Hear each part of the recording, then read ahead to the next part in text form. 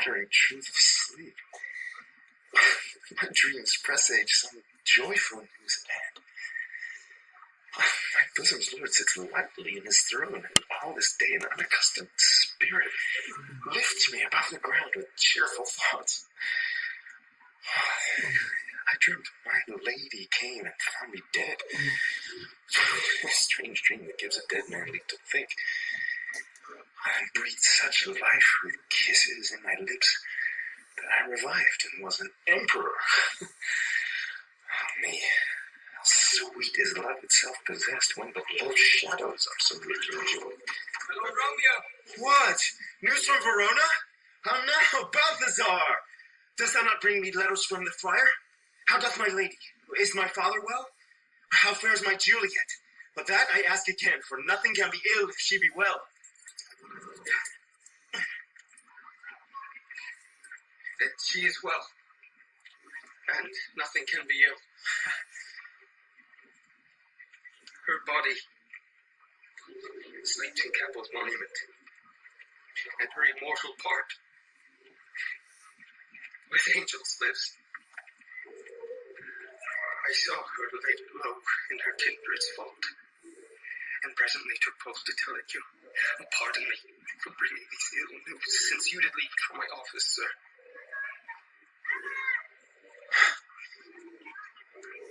Is it indeed so?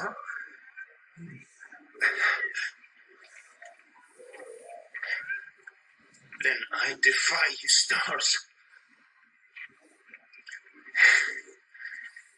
Thou knowest my logic. Get me ink and paper, and hire post horses. I will hence tonight. I beseech you, sir, have patience. Your looks are pale and wild, and do import some misadventure. Tush, thou art deceived.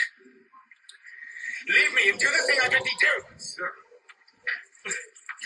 Hast thou no letters to me from the friar? No, my good lord. No matter. Get thee gone, and hire those horses. I'll be with thee straight. Good lord.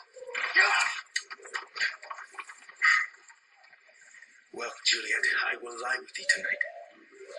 Let's see for means. Oh, mischief, thou art swift to enter in the thoughts of desperate men. I do remember an apothecary, and hereabouts he dwelt, which late I noted in tattered weeds, with overwhelming brows, culling and simples.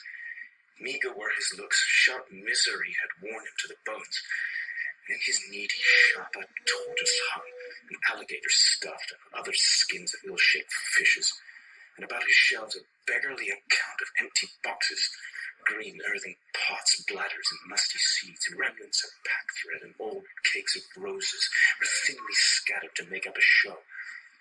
Noting his penury, to myself I said, and if a man did need a poison now, whose sale is present death in Mantua, here lives a caitiff wretch would sell it in. Oh, the same thought did but forerun my need, and this same needy man must sell it me. As I remember, this should be the house. Oh, being holiday, the beggar's shop is shut. What ho! Apothecary! Who calls so loud? Come hither, man. I see that thou art poor. Hold, there is 40 ducats.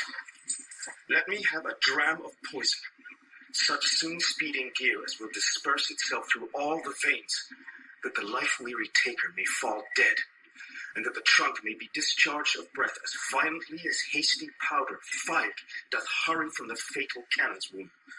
Such mortal drugs I have, but Mantua's law is death to any he that utters them. Art thou so bare and full of wretchedness and fearest to die? Famine is in thy cheeks, need and oppression starveth in thine eyes. Contempt and beggary hangs upon thy back. The world is not thy friend, nor the world's law. The world affords no law to make thee rich. Then be not poor, and break it, and take this. My poverty, but not my will, consents. Repay thy poverty, and not thy will.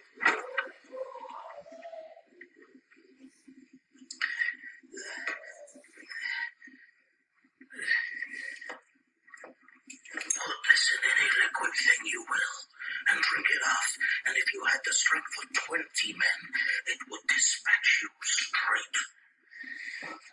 as thy gold.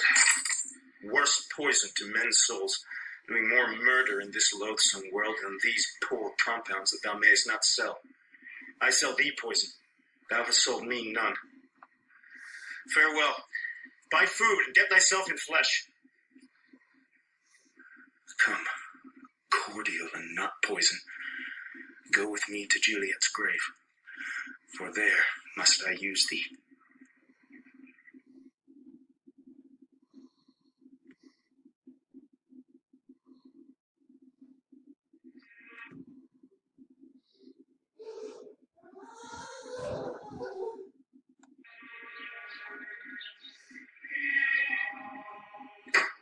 Holy Franciscan Friar, Brother Lawrence, ho!